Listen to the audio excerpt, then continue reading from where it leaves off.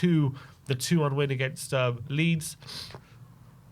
First of all, it's Pedro Porro. This was an iconic moment yesterday. Someone threw a vape at Pedro Porro from the stands, and he kind of first of all, if you look at the one below, so this is a picture of him picking up the vape with a confused look on his face and wanting the referee to deal with it. You can see some smirks in the background there from some fans who probably knew which is one of the ones who chucked it. And then, as a response, Pedro Porro pretended to take a hit of the vape. He turned to the fans. There you go. A lot of people thinking, did he actually take a hit? No, nothing in his hand. As you can see, his hand is empty. And great shithousery from Porro there.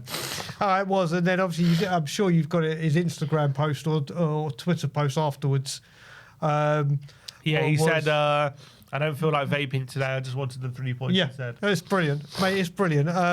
It's Richarlison-esque, isn't it, for the shithousery? It's just a shame that players are getting these things thrown at them in football in general, not just Spurs players. But yeah, great shithousery and brilliant from Pedro Porro. Absolutely. Squawker, Spurs Express. Oh, well, scroll down. It's fine cock again showing that Pedro Porro just saying, what a picture. Spurs Express is saying Palhinha is the first player to make 25 tackles in the Premier League this season. It just goes to show how good he is at that element of the game.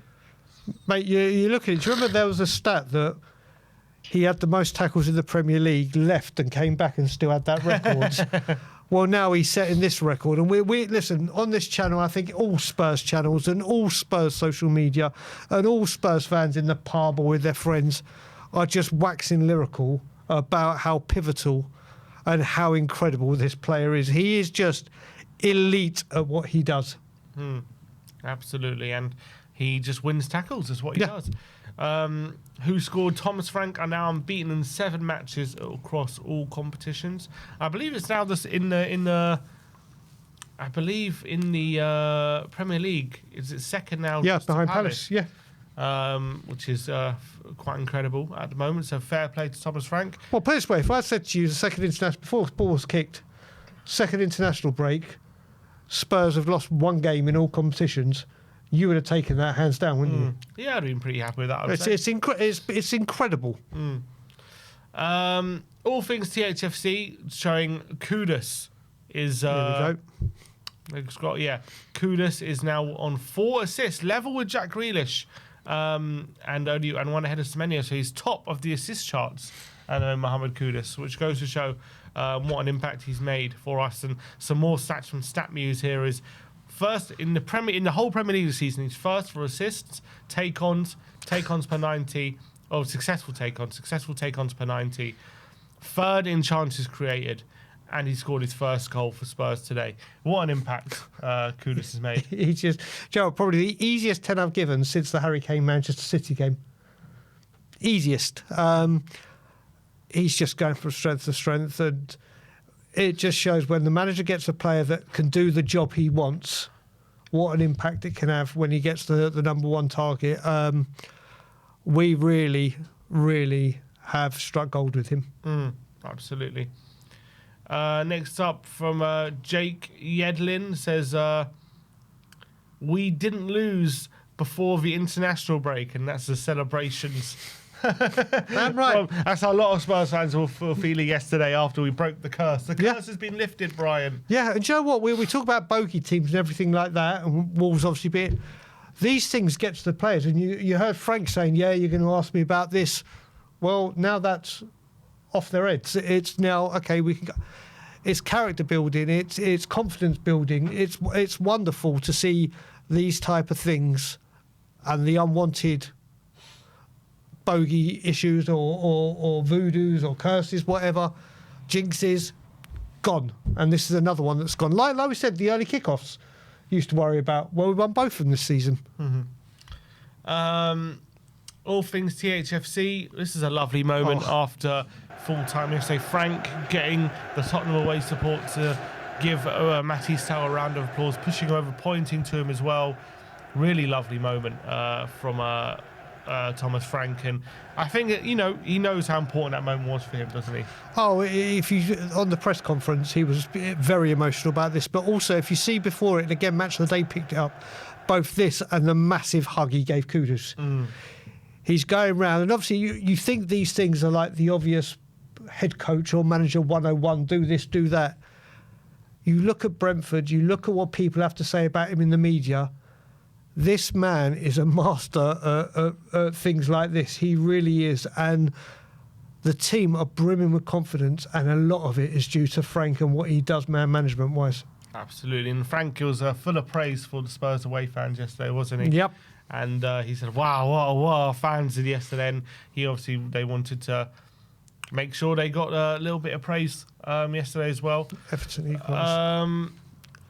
Next up, Stat Muse. Fun fact: only one team has conceded a goal in the last 15. Has not conceded a goal in the last 15 minutes of the Premier League this season, and that is Tottenham. So we're the best defence in the last 15 minutes of the season in the league. Well, you look at it. We've been known for giving away last goals or lack of complacency or lack of switching off. We've been switching off. These are the kind of stats you want to hear, isn't it? Not that, it's another international defeat loss. Not conceding in the 76th, especially yesterday, 2-1 up and holding on. And like you said yesterday, rightfully so, it was the first game where we've actually gone up and then been pegged back level and had to deal with. These are the kind of things you want to hear. These are the kind of things you build on. And again, to the players at Spurs, let's just say we're 1-0 up against Villa or whatever, one goal. These kind of things, the players are like, right, okay, we know how to handle this. We've got this. We know how to see out wins now. And it's just, these kind of stats are just brilliant to see. Yeah, the fact that I know it's only been 7 games, but no goals conceded, especially in games when we've been, winning by a single goal on quite a few occasions. Really, really fantastic. And showing that bit of resilience to see games out is really good. Billy T says, we beat the international curse. More celebrations. Mourinho crying with glitter flying around. I think we all wanted to go out and celebrate yesterday after breaking that curse. Yep. Most successful take-ons in the Premier League this season. Number 1 is Kudus, and all the way down in number 2 is Dokun Ndai with 17. Absolutely crazy, isn't it? Yep. How far ahead he is of all the other wingers, all the dribbling ability. Well, you look at it. We've got the guy with the most dribbles, the guy with the most tackles. We just need to get the top goal scorer. Don't concede in the last 15 minutes. Mate, it's a thing of beauty. This was the bench's reaction when Tell scored the opening goal. It was lovely to see celebrations on the bench. Pape, Richarlison. You can see how happy they are for him. You can see on the bench, can't you? The team are so together. They are so together. And like I said, I love being positive. People are probably thinking, what the hell is going on with me? Get used to it, people. I am just loving life. And it's great to see. These little things mean so much to the players, don't they? When Tell looks back at this and sees this is just going to give him even more confidence. Next up, look at that smile. And this was at the end of the game. Obviously, Matty's Tell come off the pitch, being substituted. This is full time, but obviously he was kind of. Is that Rob Wells he's with? Matt Wells. Matt Wells, sorry, not Rob. I don't think it is. I don't think it is Matt Wells, but he is delighted getting his first goal and obviously helping us win the game. Yep. Have you seen as well? Whenever the players go off, all the coaches have something to say to them. It's like they're having a chat, whether it's praise, constructive. Everything is just a thing of beauty. All things THFC says, whoever threw that bottle needs to be banned for life. Yeah, you can see here. So they celebrating with Kudus. Got the stool out, and you can see a bottle just fly an inch from his head. Could have been bad. They should really obviously find who did that. Oh, that was close. A bottle and a vape.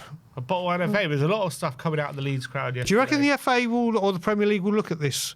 Obviously, it happens at every ground, so this is something that needs to be stamped out in all football grounds. But that's 2 occasions that were quite close to the player. Do you reckon the Premier League say anything or do something? Probably. They probably do, yeah, I would say. Madison supporting Kudus, saying, told you it was coming, brother. My guy, Mohamed Kudus. And so, yeah, Jamie Madison taking his leadership role to Instagram. Yep. Yep, I mean, it's just great to see. I mean, it's lovely to think he's taken that seat from a Leeds ball boy that was sitting there. It's what we've been waiting to see for a long time, isn't it? And it's been coming, and just fantastic to see. Tottenham, we love you. This is the Spurs players celebrating that 2-1 win after the game. Look at that, absolutely delighted. In the rain, in the wind, in Leeds, the wind and the rain, coming away with 3 points makes it all worth it, I'm sure. I'm sure they're all delighted. Love it. You know what? The great thing, and I can't remember who I heard saying it, was it Manchester Day or whatever? When you're at a ground like Leeds, like it is Stoke, the tunnel is right next to the away fans, isn't it? So when they do come down, it's not like halfway line like where our stadium is. They can actually spend a lot of time with the fans because it's right next to the tunnel. It's just great to see. It's great to see the fans and the players together like they are right now. That's our gaffer, Frank and Kudus embracing after the game. Absolutely love that. Look at Frank grabbing him by the collar, giving him a big hug. He knows how hard he's had to work for that goal. Yep. Fantastic stuff. Well, he's done it. If you remember, he's done it with Romero after the Champions League, Spence after the West Ham game, where they were. He's just always going and making sure he has words, and thankfully the cameras are picking up on it. Yeah, giving big words of encouragement there. And this is a picture posted from Anjali. I think I've gone from the worst of enemies to the best of friends. Kudus gone from hitting his face to hugging his face. There you go. Porro came right. I mean, Van der Ven came right at the end of that celebration. It does look like that from when he first came. It looks like this has been a blossoming romance, hasn't it? Or relationship, just like what happened with Richarlison and Romero. It's the team togetherness and bond is just a thing of beauty. Kutu Romero says, massive win away from home, buzzing to get back to winning ways. Quality from all the team today. Big love to the fans for the support. See you soon. So, lovely message from the captain. Yep. Posted this on X. So that's a really good message with some pictures. Dougie Critchley says, who are the young players that you believe could become some of the best players in the world in their position, even if they're nowhere near it at the moment? One of mine is a Doggy. Physically, technically, I think he's really sound. Need to see a kick on now. Do you think he could become one of the best left backs in the world? Yes. I mean, when he first came and was played under Ange, those first 10 games, he was like something we never thought we'd see before. He was awesome, and then obviously the injuries have picked up. He has all the attributes that you need as a fullback, a wing back. Like we were speaking earlier, I think his crossing has got better. And he's with a manager that can develop players. So I reckon within a couple of years, 3, whatever it may be, he has all the tools and attributes to do it. It's whether he can keep fit and keep progressing the way he has. No Context Tottenham saying... giving Xavi 2 options, normal pass or terrible Rabona, and he's sweating about it. He wasn't sure. That's brilliant. Absolutely phenomenal stuff. That was a classic moment from yesterday's game. Lovely picture beginning that team huddle. Looks like Vicario is the one giving the team talk there. Fantastic stuff. Simon Yemeni says, iconic. Kudus pulling out the stool celebration. Absolutely iconic, and I'm sure that's not the last time we'll see that. Oh, honestly, what a penalty. Yeah, Voltmader just made it 2-0 to Newcastle. Iconic from Mohamed Kudus. Yep. Spurs pictures that go hard. That's another picture of Kudus and Van der Ven in the rain, embracing. Fantastic. H says, Romero's line breakers, I could watch them all day. Do you know what? It's something we didn't talk about either in the build-up, or the review, or the player ratings. Some of his passing weren't the best yesterday, but his actual forward driving passes that he fizzes to break those lines were there yesterday, and he did very, very well with them. He's so comfortable on the ball, isn't he? Yeah, very, very comfortable on the ball. And yeah, he makes unbelievable passes. And no context Tottenham, showing a picture of when we conceded the goal. There seemed to be an inflatable ball rolling towards our goal just before we conceded. So technically could have conceded 2 goals there. I think it did cross the line. I think it did cross the line. Yeah, it wasn't as bad as Darren Beds, was it? It certainly, I don't think it had any impact on Vicario, but would have been interesting if it did what they would have done. Yeah, absolutely. And that's it. That's it for our reacts, and that's it for today's stream. Looking at the 2-1 win against Leeds.